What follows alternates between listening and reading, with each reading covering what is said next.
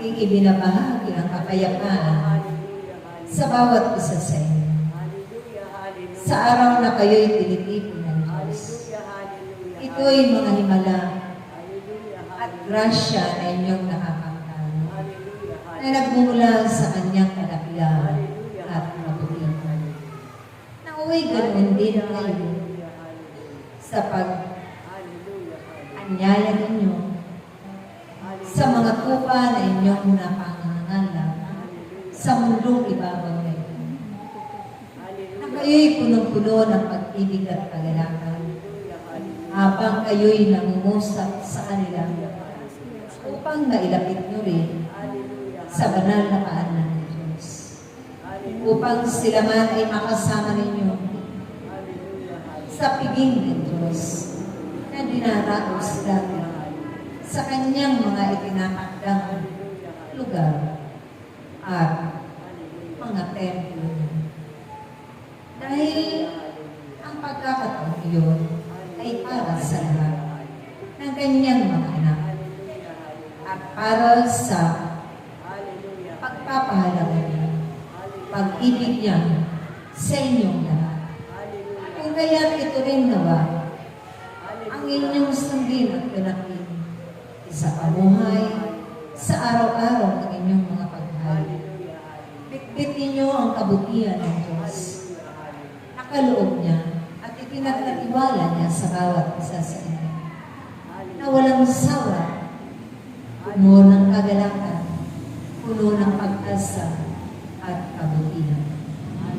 Ganon din ang inyong pagganap sa bawat mga tungkulin ninyo na buong pag-aalay ng inyong mga sarili, ng inyong mga salita sa Diyos. Ganon din ang mga paggawa ng iba't ibang bahagi ng inyong mga pangangatawan. Ang lahat ng yan ay tunay na ipinagkakatiwala lamang ninyo. Dahil makakayanan ninyong lahat sa pamamagitan ng inyong pagtitiwala at pananampalataya sa Kanya. Hindi kayo aking mga anak kapibig. Tunay at may katiyakan ang inyong mga pagsunod. Ito'y magbubunga ng maraming kasalanan. Maraming biyaya, himala at hiwaga na nakakayanan ng bawat isa, anuman mga suliranin at pagsubok sa buhay. Ito'y inyong pinasasalamatan at tinatanggap ng buong pag-ibig at buong kagalakan.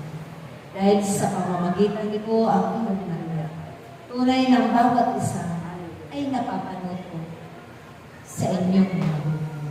Sa pamamagitan ng aking mga aral at patutuan na aking iniwan na ngayong magpapatuloy nito upang ibahagi rin sa inyong mga kapwa, tao sa mundo ibabaw.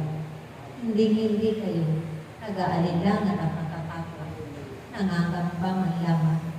Dahil batid ninyo na nasa sa inyo na ang ganyang kapangyarihan.